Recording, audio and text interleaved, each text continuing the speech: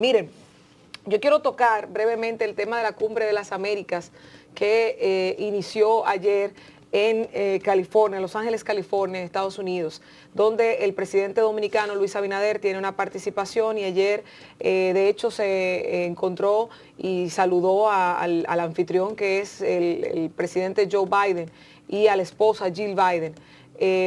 Temas interesantes que nos tienen que tocar y llamar también a la atención que se tocaron, tanto el tema haitiano, que el presidente Abinader llama a la comunidad internacional a vincularse más a lo que está sucediendo con Haití, porque ciertamente vamos a cumplir un año el próximo mes, el 7 de julio, del asesinato del presidente Jovenel Moïse, y todavía esto se mantiene en una nebulosa.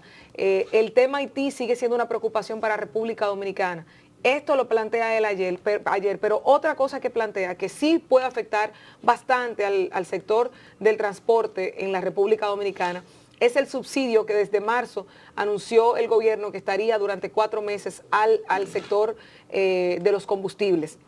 Ese subsidio, la semana próxima cuando el presidente retorne, ayer mencionaba en esta Cumbre de las Américas, que va a evaluar si continúa subsidiando o no. Porque acuérdense que el subsidio era mientras el barril de petróleo no excediera los $115. Ayer el barril de petróleo cerraba con $122 y está, como mencionaba el mandatario, fuera de control. Para el gobierno dominicano, desde que empezó este subsidio cada semana, representa más de 1.000 millones de pesos semanalmente. Y en lo que va en estos meses lleva más de 4.000 millones de pesos subsidiados. Y esto le cuesta al gobierno un dinero abismal porque está tratando de que la República Dominicana, que nuestros sectores que manejan el transporte no se vean impactados por el alto precio de los combustibles. Y los que hemos viajado, hemos dado seguimiento a los precios del combustible en Estados Unidos o en Europa, se darán cuenta de que están también por los cielos. O sea, no es un tema solamente de la República Dominicana. Ahora, ¿cuál es el reto que representa esto para el gobierno dominicano? Que ustedes saben que aquí tenemos un grupo de sindicalistas que inmediatamente les digan que van a subir o que van a eliminar el subsidio. Si esto fuera así, porque ya se está planteando, pues inmediatamente van a subir a su criterio el pasaje a los usuarios, a los ciudadanos. Y ahí es que está el impacto, porque como está el tema de la canasta básica familiar, como está la situación de la inflación en la que estamos viviendo, como está la situación de desempleo en el país, aumentar el transporte significa definitivamente un impacto bastante duro a la economía de cada ciudadano dominicano.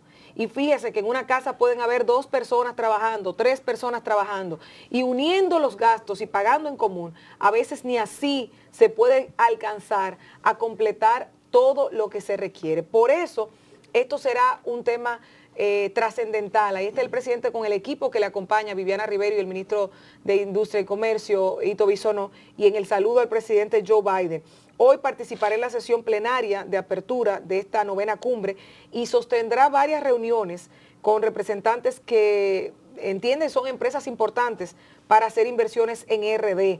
Él ayer visitó la empresa SpaceX, que es propiedad de Elon Musk, el multimillonario Elon Musk que está invirtiendo en tecnología y es parte de la agenda del presidente en esta 9ª cumbre de las Américas. Bueno, vivimos en un mundo totalmente globalizado y básicamente estos encuentros regionales que hace, en este caso, el anfitrión principal, que es el presidente de los Estados Unidos, Joe Biden, trata de llegar a acuerdos que puedan beneficiar a los países de la región, y es acertada la 4ª cumbre que se está llevando a cabo en Los Ángeles, California, que concluye mañana.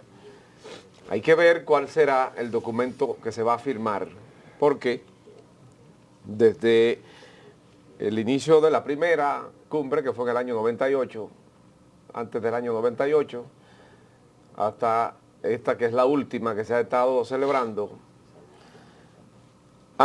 se han creado instrumentos como el ALCA, la Ronda de Uruguay, entre otros, para hacer una especie de estrechamiento de los lazos comerciales de los lazos en materia de colaboración con los países de la región que componen América Latina.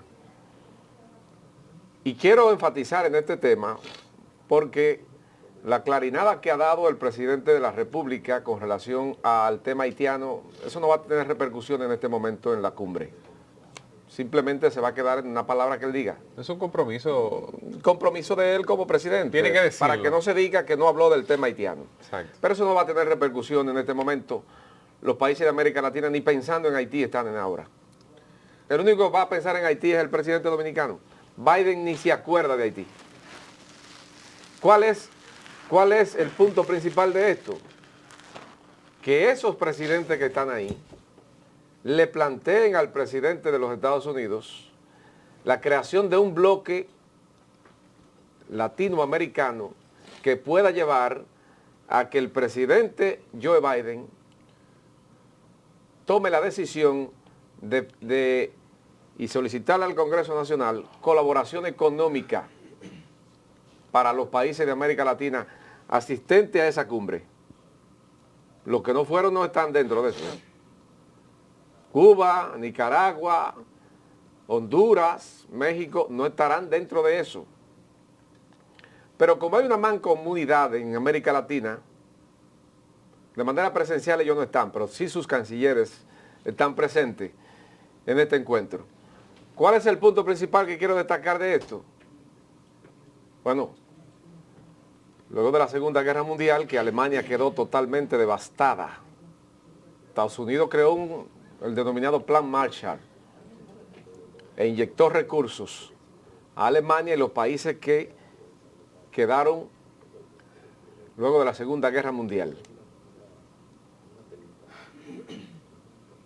La crisis generada por la pandemia del COVID-19 conlleva a que Estados Unidos, con el apoyo de otras potencias aliadas, vaya en auxilio, y ese es el mejor escenario del día de hoy y que concluye mañana.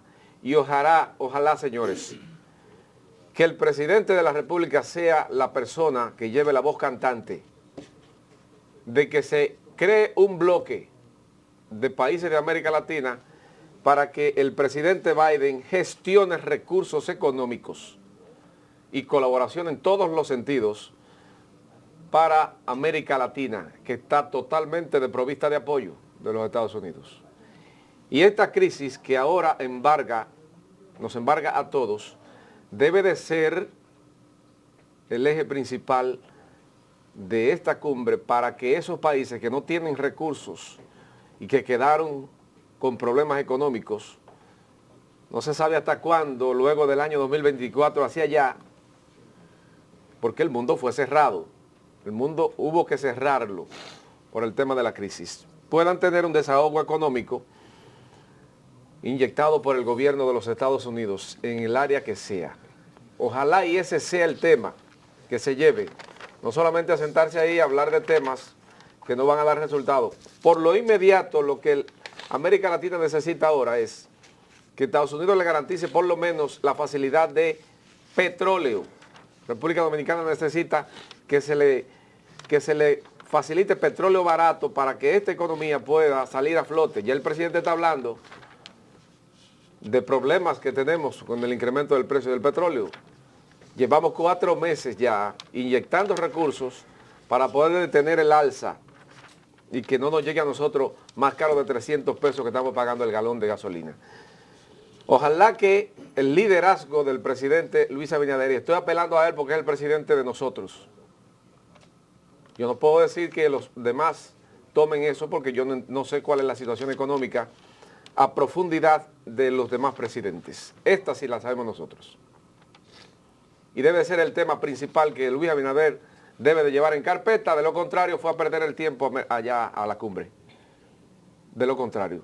Porque el liderazgo, él tiene que comenzar a construirlo desde ahora. Y aunque no se le escuche, ese es un punto principal, el que él va a tener el apoyo de los demás colegas de él de América Latina. Precio del petróleo barato, colaboración en todos los sentidos para América Latina, hasta que esta crisis pueda soltar a esos estados que quedaron devastados económicamente luego de la crisis de la pandemia. Tú sabes que en este caso se ha hablado mucho del precio de los combustibles y del comportamiento, y el gobierno ha montado la narrativa de que ha destinado todos los cuartos habidos y por haber para bajar los precios de los combustibles, cosa que no es cierta. No es cierta no porque no se haya destinado, porque puede, en efecto, lo ha hecho. Ahora, el gobierno ha obtenido recaudaciones extraordinarias en el sector combustible en términos de impuestos. Porque hay que decirle a la gente claramente que, así como cuando usted hace un presupuesto de dónde va a tener los ingresos, en este caso el gobierno presupuestó el barril de petróleo cerca de $60, me parece, para el presupuesto del corriente año. Asimismo, cuando se incrementa ese producto, usted tiene que gastar más, pero también recauda más, porque el Estado Dominicano como Estado no es consumidor de combustible. El consumidor es la economía nacional a través de su gente. Y lo explico un poco más simple en términos estadísticos. Por ejemplo, por cada galón de gasolina premium, en julio del año 2021 se cobraba casi 20 pesos, 19 pesos de ad valorem, de impuesto ad valorem. En ese momento, estoy hablando de junio, reitero, de 2021, el barril de petróleo estaba aproximadamente a $75. Hoy día el barril de petróleo cerró en la última ocasión a 121,97. Casi el doble de lo que en ese momento estaba. Y el gobierno dominicano aumenta sus recaudaciones a través del ad valorem, que se ha incrementado a casi 30 pesos por galón. Es decir, que así como ha subido el tema del valor del producto, así mismo sube también, como es proporcional, como es porcentual, la recaudación del gobierno de ese mismo producto. Dígase que cuando el gobierno dice nosotros logramos 500 millones de pesos para mantener los combustibles, sí, pero de esos 500 millones de pesos, lo que está fuera de planes son 100 millones posiblemente, o 150 millones, porque hay 350 que del propio incremento de los combustibles usted los recibió. Entonces, claro, no es que eso no genera déficit. Ahora, si hubiese sido como se ha dicho desde el primer momento respecto al tema de los subsidios, nosotros estaríamos quebrados hace rato, ¿eh? Estaríamos quebrados hace rato, porque era insostenible. Pero como el gobierno dominicano ha aumentado también sus recaudaciones en este sentido, hay que ponerlo sobre la mesa. El panorama económico global no es nada halagüeño, es totalmente desalentador. El año 2022 será un año de oro en comparación con el año 2023, conforme a las proyecciones que hacen los principales organismos económicos en el mundo. Que bueno, pueden equivocarse, ojalá se equivoquen. Ahora, JP Morgan dice que la economía se va a frenar. La FAO advierte sobre la crisis alimentaria a nivel global. La razón es simple. En Rusia y Ucrania no se pudo sembrar por la guerra. Y si no se puede sembrar, no se puede cosechar. A menos que la magia exista y que usted pueda mágicamente, mentalmente, o la tecnología haya avanzado lo suficiente que virtualmente usted pueda sembrar.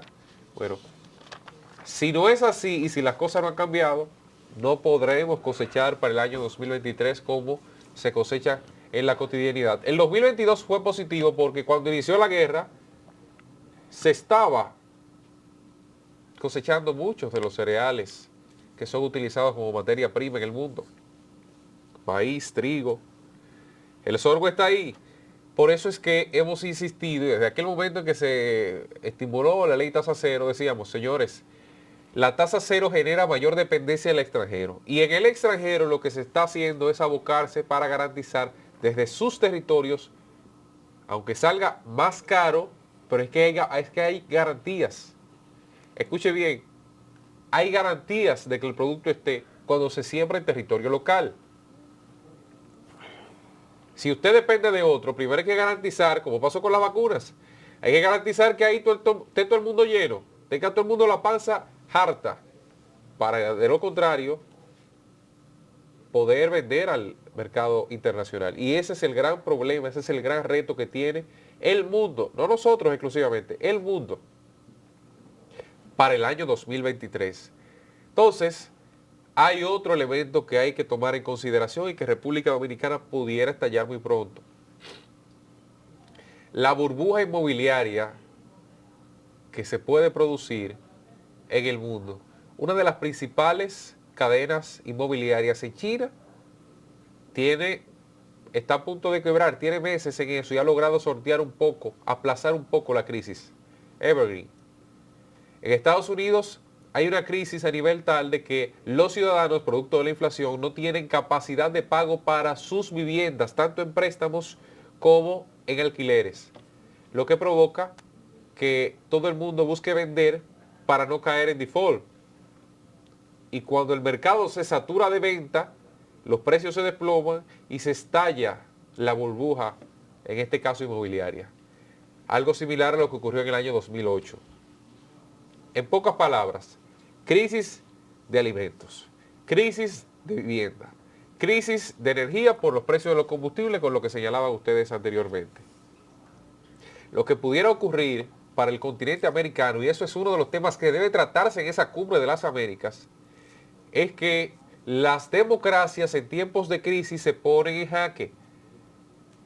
Y cualquiera, con un discurso populista, las poblaciones en cualquier parte del mundo, por mayor que sea el nivel educacional que haya en esos países, obtiene una buena parte de esa población que no digiere, que no entiende, que no comprende de este tipo de análisis sobre la economía global, inician las marchas, inician las protestas, inician los cacerolazos, inician los problemas, y es cuando genera inestabilidad en la democracia. Ahí vienen incluso golpes de estados en el continente. Eso pudiera pasar en Latinoamérica. Lo estoy diciendo hoy, en algunos casos blandos, con la salida del poder normal a través del método democrático, elecciones, en otros casos duros, sacando presidentes por las armas en el continente americano. Miren que se lo estoy diciendo hoy. A ese escenario se puede llegar en el año 2023, cuando la crisis en todos los sentidos se agrave a niveles tales como quizás no ha habido referencia para muchas personas en el nivel cercano. Porque en 2008 nosotros tuvimos una crisis inmobiliaria, hay que decirlo. Los precios de los combustibles se dispararon mucho más en el 2010. Y la capacidad de gerencia logró que no hubiese mayores problemas para lograr manejar esa situación. Ahora no está esa capacidad de gerencia, eso hay que decirlo. Más allá de lo que usted pueda decir, la capacidad de gerencia para esa crisis no está. Y en el contexto global, el año 2023 será un año de sumo conflicto. Ojalá la guerra de Ucrania y Rusia se acorte lo más posible, ojalá para que en el año 2024 haya la posibilidad de que salgamos pronto de la crisis. Y el año 2024 sea un año de revitalización a nivel global de las economías, iniciando desde finales de 2023. Pero si llega otro periodo de siembra, en pleno conflicto, se hará muy difícil y los países seguirán utilizando o abocándose por el que tenga mayor tecnología para adaptar los alimentos a sus territorios, sembrarlos, cosecharlos y garantizar la alimentación de sus ciudadanos. Son los países que conservarán democracia y lograrán superar la crisis económica en la mejor de las suertes. Mira, de lo contrario, habrá muchos problemas. Sí, en ese caso estamos desde el 22 de febrero con la guerra o la invasión militar, que es el eufemismo que se utiliza para designar el tema de Rusia en Ucrania, en Mariupol, en la zona del Donbass, todo esto. En este momento lo que se está discutiendo es una negociación entre Rusia y Ucrania para que le permitan a Rusia exportar sus alimentos y que le quiten el bloqueo que tiene Ucrania para todos los millones de buques y de toneladas de alimentos se puedan manejar. Pueda salir aún sigan en el pleito. Pues, exacto, aún siga, y lo que se está tratando es que haya garantías de que Rusia no va a aprovechar quitarle el espacio de la salida, o sea, el desbloqueo militar de Ucrania, que por cierto, hay más de 1.000 soldados que se rindieron en Mariupol, soldados rusos, y están al parecer bajo investigación. Imagínate tú la situación en Rusia con relación a esto, que Rusia, siendo muchísimo más fuerte que Ucrania, ha tenido bajas importantes.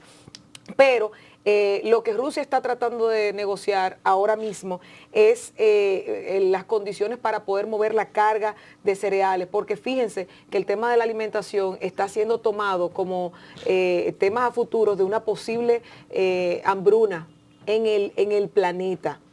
Una hambruna por la falta de logística que se está impidiendo, y hablo de logística desde la producción. Cristian hablaba de que no se sembró por la pandemia, ahora el tema de la guerra tiene bloqueados muchos sectores que tienen que ver con la producción de alimentos, y al mismo tiempo lo que significa esto para el mundo. El granero del planeta es Ucrania, y en esta situación se está viendo impedido de llevar estos cereales al mundo. La Unión Europea fue más lejos diciendo, y lo cito aquí, afirmando que Rusia usa el cereal como un arma.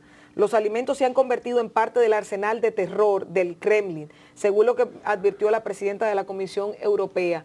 Y estamos hablando, señores, de que se está jugando ya no solamente con armas.